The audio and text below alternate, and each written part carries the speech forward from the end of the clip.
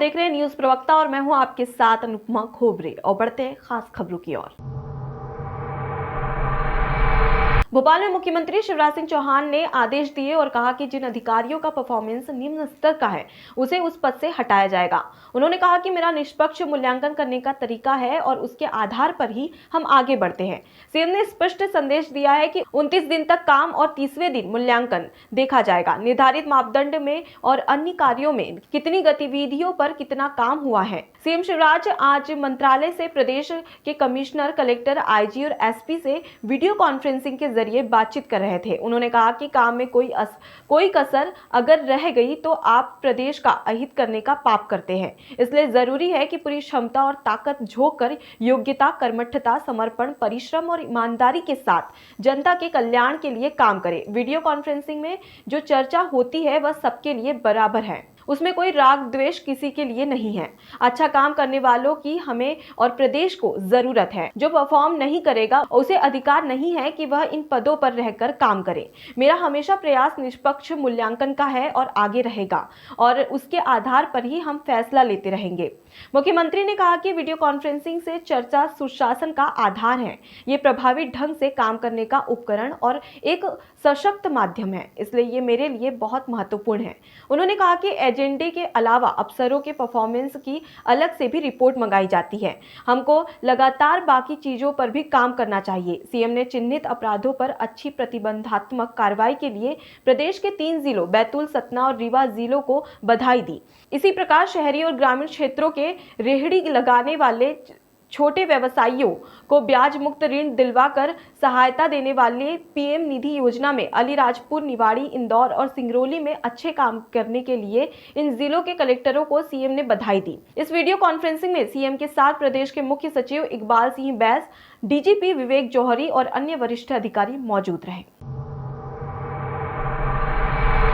विदिशा में कोतवाली पुलिस ने नाले के पास मुखबिर से सूचना मिलने के बाद एक कंटेनर को जब्त किया, जिसमें करीब 2 क्विंटल 11 किलो का अवैध रूप से पूरे जिले में सप्लाई करने के लिए लाया जा रहा था।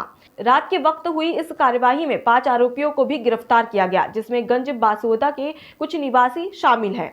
कोतवाली पुलिस के अनुसार आरोपी पूरे जिले में फैलाने की तैयारी में थे। उसके पहले ही कोतवाली पुलिस ने उन्हें धर दबोचा। मुख्यमंत्री शिवराज सिंह चौहान ने प्रदेश में अवैध नशे पर लगाम लगाने के लिए कड़े निर्देश दिए हैं। बड़ी कार्रवाई की जा रही है। कोतवाली टीआई वीरेंद्र झा ने बताया कि नशे के कारोबार पर ये बड़ी कार्रवाई मानी जा रही है। इस कारोबार से जुड़े अन्य लोगों की तलाशी की जा रही है, जिसमें कुछ लोग विदिशा से भी हो सकते हैं। कल लेट नाइट कल रात्रि में सूचना मिली कि एक कंटेनर जो कि दिल्ली की तरफ जाना था जिसको, और ये अपने यहाँ बड़ी मात्रा में अवैध मादक पदार्थ गांजा लेकर आ रहा है, जिसकी सूचना अपने को मिली और अपन ने पीलिया नाले के पास में जानकारी मिलने पर उस पर रेड किया गया। तो 5 लोगों से 2 क्विंटल 10 किलो गांजा जब्त किया गया है। कहाँ के रहने वाले हैं और कितने लोग? ये 5 लोग हैं। 5 में से 2 लोग हैं ड्राइवर और क्लीनर हैं और 3 लोग जो हैं वो रहने वाले हैं गंजवासोदा क्षेत्र के निवासी हैं। पहले भी कोई मामले में पकड़े गए? ये वर्तमान में अपने यहाँ तो प्रथम बार ही इनका सूचना मिली थी इन तीनों लोगों की कि इनके द्वारा ये बड़ी मात्रा में पूरे ज़िले में सप्लाई करना था अवैध मादक पदार्थ की, और इनकी जानकारी मिलने पर इनको पकड़ा गया और जब्त कर गिरफ्तारी की गई। सिवनी में निरंतर कई दिनों से मध्य प्रदेश सहकारी समितियों के कर्मचारियों ने बार-बार पत्र व्यवहार और ज्ञापन के माध्यम से कर्मचारियों के हित में उचित न्यायोचित मांग शासन से की जा रही थी, परंतु हर बार मात्र आश्वासन देकर ही संतुष्टि दी गई, जिससे तंग होकर प्रदेश के 52 जिलों के सहकारी समिति कर्मचारियों ने 4 फरवरी से प्रदेश स्तरीय कलमबंद अनिश्चितकालीन हड़ताल जारी कर दी है।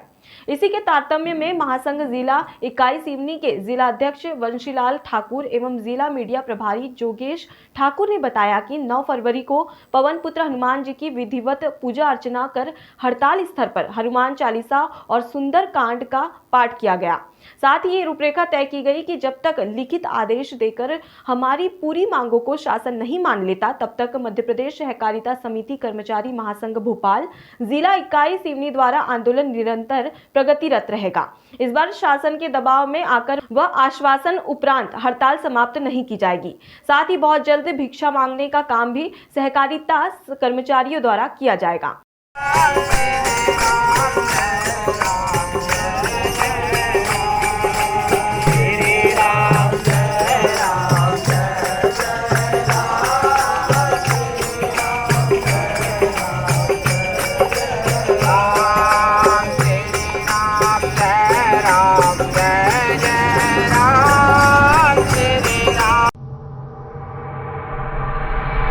पचोखरा के नगला दल के एक युवक का मर्डर महाराष्ट्र में हुआ।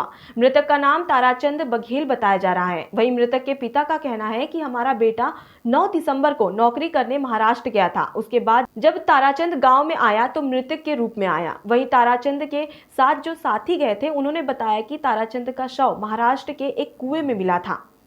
वहीं पर परिवारजनों ने आरोप लगाते हुए कहा कि ताराचंद के मर्डर के पीछे उसके साथियों और मालिक का हाथ है।